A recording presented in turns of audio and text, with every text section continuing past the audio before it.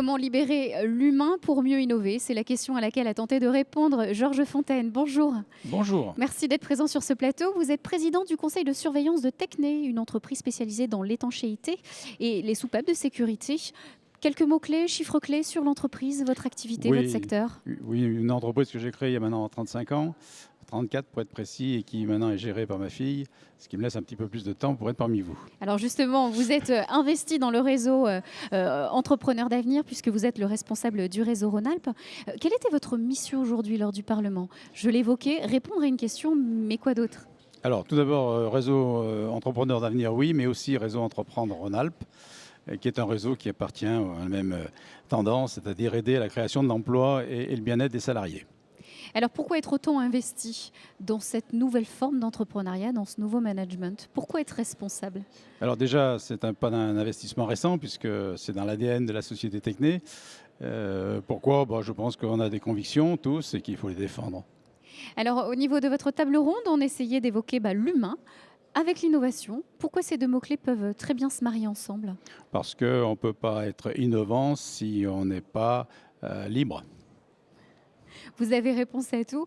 Alors concernant votre entreprise, on va replonger dans l'histoire de Tecné. Justement, vous avez depuis plusieurs années, 1989, permis aux salariés d'investir dans leur propre entreprise, leur donner la possibilité de devenir propriétaire des murs de la société avec la mise en place donc, de l'épargne de proximité. Pourquoi cette démarche? Et surtout, vous étiez quand même précurseur il y a quelques années. Pourquoi cette démarche? Je pense que c'est très simple, c'est un goût de partage. Pourquoi garder que pour soi ou pourquoi ne pas utiliser les compétences et pourquoi pas l'argent des salariés pour faire avancer les choses? Quels sont les bénéfices aujourd'hui, les premiers résultats, on va dire, que vous pouvez compter au sein de l'entreprise et dont vous avez fait part lors de la table ronde?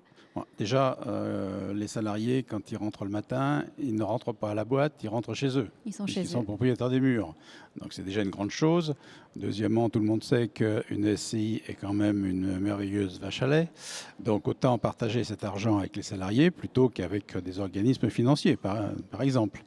Et puis il y a un troisième point que j'ignorais mais qui devient très sympathique, c'est qu'au moins une fois par an, on est tous à égalité puisqu'on parle de la SCI et non pas de la gestion d'entreprise. Alors, quels sont les mots-clés que vous avez retenus de cette belle journée de Parlement des entrepreneurs d'avenir? Vous avez assisté à plusieurs conférences. Qu'est-ce que vous retenez en rentrant chez vous? J'ai été marqué par le nombre de fois où on a utilisé le mot liberté. Ce n'est pas un hasard si c'est le premier mot qui figure, c'est le fronton de nos écoles.